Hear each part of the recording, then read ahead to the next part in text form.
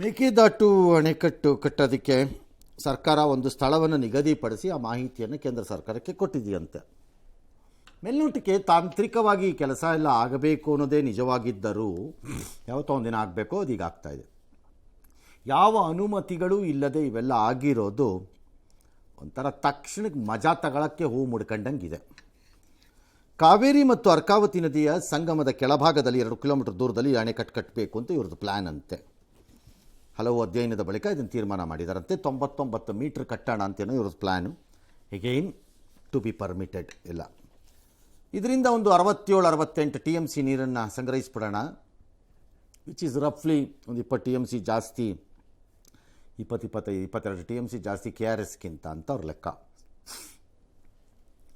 ಇದಕ್ಕೆ ಮುಂದಾದರೆ ಒಂದು 5173 ಹೆಕ್ಟೇರ್ ಭೂಮಿ ಮುಳುಗಡೆ ಆಗುತ್ತೆ.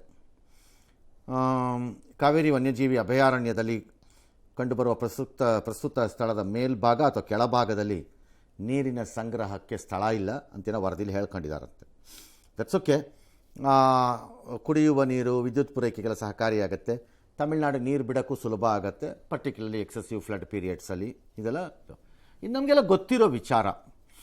ಈಗ ಕ್ವಶ್ಚನ್ ಇರೋದು ಮೋರ್ ದ್ಯಾನ್ ವಿದ್ಯುತ್ತು, ಕುಡಿಯೋ ನೀರು, ಪೂರೈಕೆ, ಈವನ್ ಮುಳುಗಡೆ ಎಲ್ಲ. ಯಾಕಂದರೆ ಮುಳುಗಡೆ ಸಾಮಾನ್ಯ ಅಲ್ಲ, ಅದು ಎನ್ವಿರಾನ್ಮೆಂಟಲ್ ಕ್ಲಿಯರೆನ್ಸ್ ಬರಬೇಕು, ಆಲ್ಟರ್ನೇಟ್ ಲ್ಯಾಂಡ್ ಬೇಕಾಗಿತ್ತು. ಒಂದಷ್ಟು ಲ್ಯಾಂಡ್ ಮಾಡಿಕೊಟ್ಟಂಗಿದೆ ಎಲ್ಲ ಚಾಮರಾಜನಗರದ ಹತ್ರ ಇವ್ರುಗಳು. ಬಟ್ ಅದಕ್ಕೆಲ್ಲ ಕಂಪನ್ಸೇಷನ್ ಬರಬೇಕು. ಗೌರ್ಮೆಂಟ್ ಲ್ಯಾಂಡ್ ಅಲ್ಲದೆ ಇದ್ದರೆ, ಪ್ರೈವೇಟ್ ಲ್ಯಾಂಡ್ಸ್ ಇದ್ದರೆ ದಟ್ಸ್ ಆಲ್ ಓಕೆ, ಮ್ಯಾನೇಜ್ ಮಾಡ್ಬೋದು. Question is where is the permission. ಈಗ ಇದು ನಮ್ಮ ನ್ಯಾಯಮಂಡಳಿನಲ್ಲಿ ಇದರಲ್ಲೂ ತೀರ್ಮಾನ ಆಗಬೇಕು. ಕಾವೇರಿ ರಿವರ್ CWCನಲ್ಲಿ ಅಲ್ಲೂ ಆಗ್ತಿಲ್ಲ, ಸುಪ್ರೀಂ ಕೋರ್ಟ್ಗೂ ಹೋಗ್ತಿಲ್ಲ, ಕೇಂದ್ರ ಸರ್ಕಾರನೂ ಆ್ಯಕ್ಟ್ ಮಾಡ್ತಿಲ್ಲ, ಏನಿಲ್ಲ. ಕೇಳಿದ್ರೆ ಒಬ್ಬರ ಮೇಲೆ ಒಬ್ರು ಎತ್ತಾಕ್ತಾರೆ. ಇವ್ರನ್ನ ಕೇಳಿದ್ರೆ ಕೇಂದ್ರ ಸರ್ಕಾರ ಅಂತಾರೆ, ಅವ್ರನ್ನ ಕೇಳಿದ್ರೆ DMK ಸರ್ಕಾರ ಅಂತಾರೆ. ಅವ್ರು ಮಾತಾಡಲಿ ಅಂತಾರೆ. ಇವ್ರನ್ನ ಕೇಳಿದ್ರೆ ಅವ್ರು ಮಾತಾಡಲಿ ಅಂತಾರೆ. ಸೇಮ್ ಮೆಟ್ರೋ, ಹಳೆ ರಾಗ, ಸೇಮ್. ಇದು ಕರ್ನಾಟಕದ ಹಣೆ ಬರಹ. ಕರ್ನಾಟಕ ಹುಟ್ಟಿರೋದೇ ಅಬ್ಬೆಪಾರಿಯಾಗಿ, ಅಪ್ಪ ಅಮ್ಮ ಇಲ್ಲದೆ ಇರೋ ಥರನೇ ಹುಟ್ಟಿರೋದು. ಅದು ಒದಿಸ್ಕೊಳ್ಳೋಕ್ಕೆ ಅದು ಹುಟ್ಟಿರೋ ಮಗು ಅದು. ಹಾಗಾಗಿ ಒದಿಸ್ಕೊಳ್ಳಿ ಎಲ್ಲ ಅಷ್ಟೇ. ಹಾಗಾಗಿ ಈ ಮಾಹಿತಿ ಏನು ಬಂದಿದೆ ಇದನ್ನು ಸುಮ್ಮನೆ ಉಫ್ ಅಂತ ಊದ್ ಸೈಡಿಗೆ ಬಿಟ್ಟಿರಿ, ಆಮೇಲೆ ನೋಡ್ಕೊಳ್ಳೋಣ ನಿಧಾನಕ್ಕೆ. ಬೆಂಗಳೂರಿನಲ್ಲಿ 2ನೇ ಸುರಂಗ ಮಾರ್ಗಕ್ಕೆ ಸರ್ಕಾರ ಸಿದ್ಧತೆ ನಡೆಸಿದೆ. ಹೆಬ್ಬಾಳದ ST ಮಾಲ್ನಿಂದ ಸಿಲ್ಕ್ ಬೋರ್ಡ್ವರೆಗೂ ಮೊದಲ ಸುರಂಗ ಮಾರ್ಗ ಹಾಗೂ KR ಪುರಂನಿಂದ ಮೈಸೂರು ರೋಡ್ಗೆ 2ನೇ ಸುರಂಗ ಮಾಡಲು ಸಿದ್ಧತೆ ನಡೀತಾ ಇದ್ದು, ಸುರಂಗ ಮಾರ್ಗ ಜೊತೆಗೆ ಡಬಲ್ ಡೆಕ್ಕರ್ಗೂ ಸಹ DPR ಸಿದ್ಧಪಡಿಸಿರುವುದಾಗಿ ಬೆಂಗಳೂರು ಅಭಿವೃದ್ಧಿ ಸಚಿವರು DK ಶಿವಕುಮಾರ್ ಹೇಳಿದರು. ಕೆಂಗೇರಿ ಸಮೀಪದ ಭೀಮನಕುಪ್ಪಿಯ ಕೆಂಪೇಗೌಡ ಲೇಔಟ್ನಲ್ಲಿ ಸ್ಕೈಡೆಕ್ ಮಾಡಲಿದ್ದು, ಸದ್ಯದಲ್ಲೇ ಕೇಂದ್ರ ಸಚಿವರನ್ನ ಭೇಟಿ ಮಾಡ್ತೀನಿ ಅಂತ ಕೂಡ ವಿವರಣೆ ಕೊಟ್ಟರು. ಇನ್ನು ರೆವೆನ್ಯೂ ಲ್ಯಾಂಡ್ ಇದ್ರೂ ಕೂಡ ಕಮರ್ಷಿಯಲ್ ಮಾಡ್ತೀವಿ ಅಂತ DK ಶಿವಕುಮಾರ್ ಹೇಳಿದರು. ಎರಡು ಸುರಂಗಗಳನ್ನು ಮಾಡೋದು ಒಂದು ನಗರದ್ದು ತಪ್ಪು ಸರಿ, ಇನ್ಫ್ರಾಸ್ಟ್ರಕ್ಚರ್ ಮೂಲಭೂತ ಸೌಕರ್ಯದ ವಿಚಾರದಲ್ಲಿ ಅಂತ ನಾನು ಹೇಳಲಿಕ್ಕೆ ಇಲ್ಲ, ನೀವು ಮಾಡ್ಬೋದು. But does both projects become commercially or rather investment wise viable ಆಗತ್ತಾ ಅನ್ನೋ ಡೌಟ್ ಇದೆ ನನಗೆ. ಯಾಕಂದರೆ ಇದಕ್ಕೆ ದುಡ್ಡನ್ನು ಕೇಂದ್ರ ಸರ್ಕಾರ ನೀವಿರೋವರೆಗೂ ಕೊಡತ್ತೆ ಅನ್ನೋ ಯಾವ ನಂಬಿಕೆಯೂ ನನಗಿಲ್ಲ, ಅನ್ಲೆಸ್ ಕೇಂದ್ರದ್ದೇ ಯೋಜನೆ ಅದು ಕಂಪ್ಲೀಟ್ ಆಗೋದ್ರೆ. ನಿಮಗೆ ಕೇಂದ್ರಕ್ಕೆ ಸಂಪೂರ್ಣ ವಹಿಸೋ ಮೂಡಿದ್ದಂಗಿಲ್ಲ ಕೆಲವರುಗಳಿಗೆ. ಅದರಲ್ಲಿ ಟೆಂಡರ್ ಯಾರಿಗೆ ಹೋಗುತ್ತೆ ಅವೆಲ್ಲ ಅನ್ನೋ ಕ್ವಶನ್ ಎಲ್ಲ ಬಂದಂಗಿದೆ. ಅದರಲ್ಲಿ ಗೊತ್ತಿಲ್ಲ ನನಗೆ, ಐ ಡೋಂಟ್ ನೋ. ಅದೆಲ್ಲ ಆದರೂ ವಯಬಲ್ಲ. Again I have no idea ಇದು ಎರಡೂ ಪ್ರಾಜೆಕ್ಟ್ಸ್ ವಯಬಲ್ ಆಗತ್ವಾ ಇನ್ ಟರ್ಮ್ಸ್ ಆಫ್ ಕಮರ್ಷಿಯಲ್ ವಯಬಿಲಿಟಿನಲ್ಲಿ. ಬಿಕಾಸ್ PPP ಮಾಡೆಲ್ ಹೇಳ್ತಿದ್ದೀರಿ ಆ ಕಾರಣಕ್ಕೆ. ನಂಬರ್ 1 ಅದು. ನಂಬರ್ 2, ಈ ಸ್ಕೈಡೆಕ್ ಏನಿದೆ, ಒಂದು ದೊಡ್ಡ ನಗರಕ್ಕೆ ವಿಪರೀತವಾದಂತಹ ಪ್ರವಾಸಿಗರಿದ್ದಾಗ are largely tourist attraction place ಆದಾಗ ಅದನ್ನು ಮಾಡೋದು ಸರಿ. ಒಂದು ಇಲ್ಲ, ಇದೊಂಥರ ಹುಚ್ಚಿಬಿಡೋರ್ಗು ಮದುವೆ ಆಗಲ್ಲ, ಮದುವೆ ಆಗೋರ್ಗು ಹುಚ್ಚಿಬಿಡಲ್ಲ ಅನ್ನೋ ಥರ ಗಾದೆ ಇದು. ಮಾಡದಿದ್ದರೆ ಬರಲ್ಲ, ಮಾಡಿದ್ರೆ ಹಿಂಗೆ ಅಂತೀರಿ ಅಂತಲ್ಲ, ನೀವು ಮಾಡ್ಬೋದು. But again the question is, skydeck ಅಂತ ಪ್ರಾಜೆಕ್ಟ್ಗೆ ಬರಬಹುದಾದ ಟಿಕೆಟ್ ಕಾಸ್ಟಿಂಗ್ ಏನಿರುತ್ತೆ ಅದನ್ನು ನಮ್ಮ ಜನ ಕೊಡ್ತಾರಾ ಅಂತ ನನಗೆ ಡೌಟ್ ಇದೆ. ಯಾಕಂದರೆ ನೀವು ಬೇಸಿಕಲಿ ಭಾರತೀಯರನ್ನು ಭಿಕ್ಷುಕರು, ವೃದ್ಧಾಶ್ರಮದ ರೀತಿ ಈ ಪ್ರಜೆಗಳನ್ನು ಬೆಳೆಸಿದ್ದೀರಿ. ಎಲ್ಲ ಫ್ರೀ ಕೊಡೋದು, ಪುಕ್ಕಟೆ ಕೊಡೋದು, ಸಬ್ಸಿಡಿನ ಬಿಡೋದು, ಬಡವರು ಅಂದ್ಬಿಡೋದು, ಹಿಂಗೆ ಮಾಡಿ ಮಾಡಿ ಮಾಡಿ ಮಾಡಿ ಹಂಗೆ ಬೆಳೆಸ್ಬಿಟ್ಟಿದ್ದೀವಿ ನಾವು ಮೆಂಟಾಲಿಟಿ, ಫ್ರೀ ಬಿ ಮೆಂಟಾಲಿಟಿನಲ್ಲಿ. ಅಷ್ಟು ದುಡ್ಡು ಕೊಡ್ತಾರಾ? ಕೊಡ್ಬೋದು ಕೆಲವರು, ಬಟ್ ಅದಕ್ಕೆ ಬೇಕಾದಷ್ಟು ಕೊಡ್ತಾರಾ ಅನ್ನೋದು ನನಗೆ ಡೌಟ್ ಇದೆ. ಬಟ್ ಲೆಟ್ ಸಿ ಅದೇನು ಮಾಡ್ತಾರೆ. ಕೆಲವರು ಪ್ರೆಸ್ಟೀಜ್ಗೋಸ್ಕರ ಕೆಲವು ಯೋಜನೆಗಳನ್ನು ಮಾಡ್ತಾರೆ. ಲೈಕ್ ನಾನು ಶಿವಮೊಗ್ಗ ಏರ್ಪೋರ್ಟ್ ಆಗ್ತಿದ್ದ ಟೈಮಲ್ಲಿ ಹೇಳ್ತಿದ್ದೆ, ಇಟ್ಸ್ ವೆರಿ ಡಿಫಿಕಲ್ಟ್ ನಿಮಗೆ ಶಿವಮೊಗ್ಗ ಏರ್ಪೋರ್ಟ್ ವಯಬಲ್ ಆಗೋದು. ಆಗಲ್ಲ, ಅದು ಕಷ್ಟ ಆಗುತ್ತೆ. ಆಗಲ್ಲ ಅದು ಮ್ಯಾಕ್ಸಿಮಮ್ ಅಲ್ಲೊಂದು ಏರ್ ಸ್ಟ್ರಿಪ್ ಬೇಕಾಗತ್ತೆ ಅಷ್ಟೇ. ಅದಕ್ಕೆ ಕೇಳ್ತಿರ್ಲಿಲ್ಲ ಯಾರೂ. ಕೆಲವು ಸರಿ ಕೆಲವು ಪ್ರಾಜೆಕ್ಟ್ಸ್ ಪ್ರೆಸ್ಟೀಜ್ ಆಗತ್ತೆ. Skydeck DK Shivakumar prestige ಆದಂಗಿದೆ.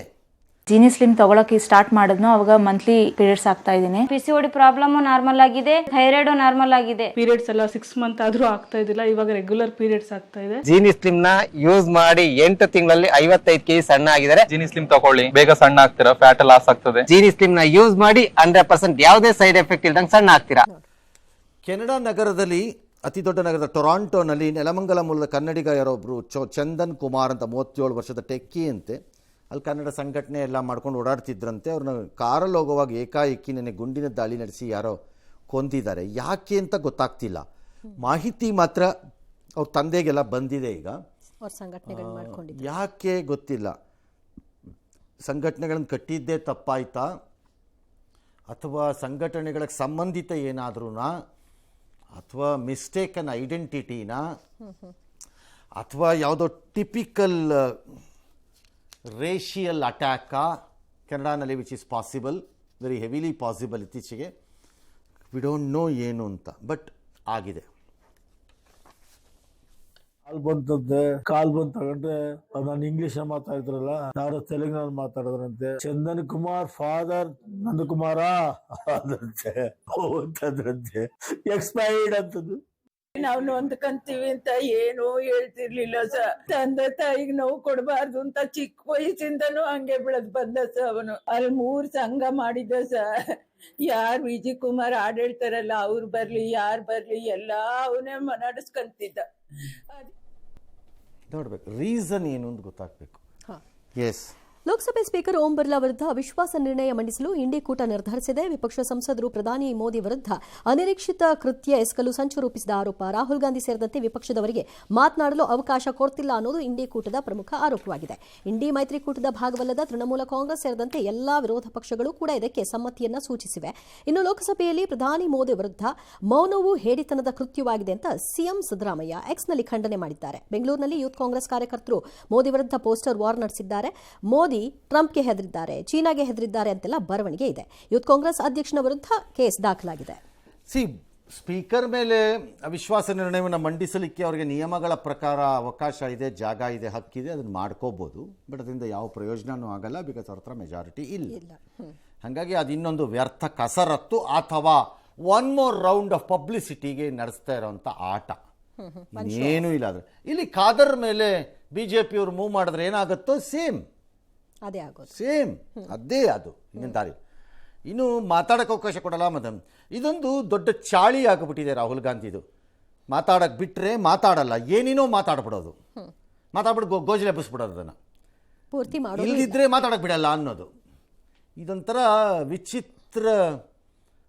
ವಿಚಿತ್ರ ಮಕ್ಕಳಾಟ ಆಗ್ಬಿಟ್ಟಿದೆ ಇದು.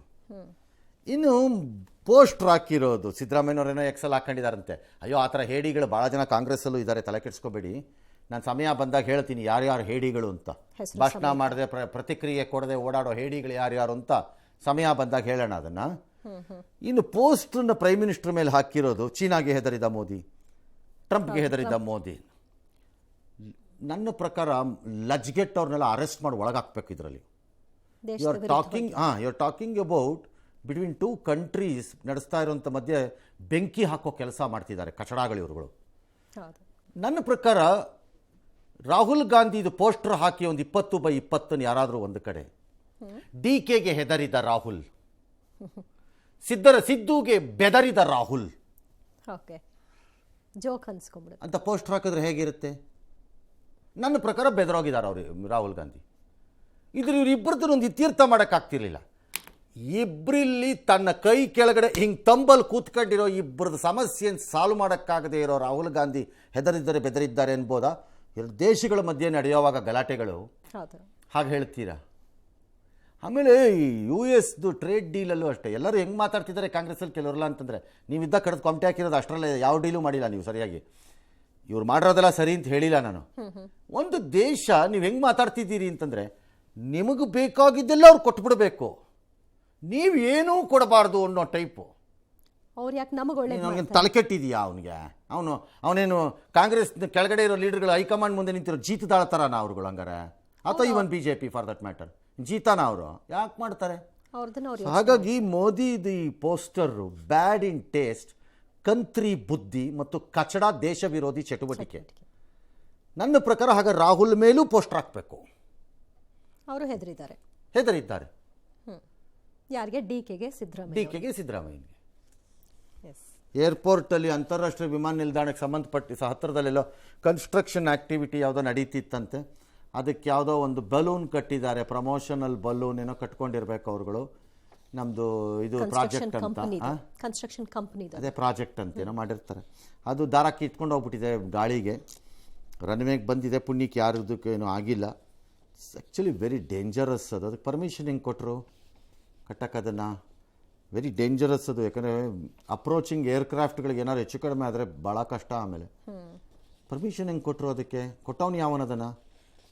ಭಾಳ ಆಶ್ಚರ್ಯ. ಏನೋ ಸದ್ಯಕ್ಕೆ ಪುಣ್ಯಕ್ಕೆ ಏನೂ ಆಗಿಲ್ಲ ಈಗ ಸದ್ಯಕ್ಕಂತುವೆ. ಇನ್ನು ಏರ್ಪೋರ್ಟಲ್ಲಿ ಒಂದು ಮೌಲ್ಯದ ಒಂದು 2 ಕೋಟಿ ಮೌಲ್ಯದ ಅಕ್ರಮ ವಿದೇಶಿ ಕರೆನ್ಸಿ ಮತ್ತು ಕೋಟಿ ರೂಪಾಯಿ ಮೌಲ್ಯದ ಗಾಂಜಾ ಎಲ್ಲ ವಶಪಡಿಸ್ಕೊಂಡಿದ್ದಾರಂತೆ. ಅದಾಯ್ತಲ್ಲ ಬಿಡಿ. ಬೆಂಗಳೂರು ಮತ್ತು ಕರ್ನಾಟಕ ಡ್ರಗ್ ಕ್ಯಾಪಿಟಲ್ ಆಗಿ ಭಾಳ ದಿನ ಆದಂಗಿದೆ. So that's okay.